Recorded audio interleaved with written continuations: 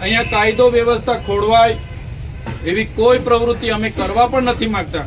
આ તો આકસ્મિક ગેસ લીકેજ થયો અને ઝેરી ગેસ લીકેજ થવાથી આ વિસ્તારના લોકોની રજૂઆતને ગંભીરતા લઈને આગેવાનો ગયા અને જે પણ ઘટના ઘટી એ ન જ ઘટવી જોઈએ એવી બી અમે માનીએ છીએ। ત્યારે એ સહકારની અપેક્ષા પ્રશાસન પર પણ રાખીએ છીએ। કાલે ઉઠીને અમારા લોકો કહેશે કે ભાઈ અમને તો હજુ પણ ખૂબ હેરાન કરવામાં આવે છે, અમને મારવામાં આવે છે, અમને અમારા પરિવારને હેરાન કરવામાં આવે છે, હજુ અમને હોદે છે, દોડાવે છે, આ કરે છે। અમારે પછી ના છૂટકે સમગ્ર અંબાજીથી ઉમરગામ સુધીના લોકોને આહવાન કરવું પડશે અને હજારોની સંખ્યામાં બધા જ લોકોને જે આ વિસ્તારના આગેવાનો ડોક્ટર જયરામભાઈ, એમની પૂરી ટીમ, પ્રવીણભાઈ, જેટલા પણ લોકો સાથે આવું થયું છે એવા લોકોના સમર્થનમાં અમારે આવવું પડશે। ત્યારે આ જે લોકો જેલમાં છે અને જે લોકોને એ છે એમાં બધા સાથે અમે સમર્થનમાં ઊભા છે।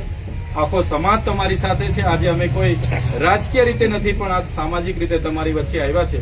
ત્યારે આ રજૂઆત અમે મામલતદાર શ્રીને કરી છે અને અમને દિન 15માં યોગ્ય એનો જવાબ મળે એની પણ અમે એમને આશા વ્યક્ત કરી છે। ત્યારે જો દિન 15 પછી યોગ્ય જવાબ નહીં મળશે તો ફરી આપણે ભેગા થવાનું થશે। ત્યારે અંબાજીથી ઉમરગામના તમામ આગેવાનોને અહીંયા બોલાવીશું અને એમના સમર્થનમાં કોઈ મોટો કાર્યક્રમ પણ કરવાનો થશે તો કરીશું।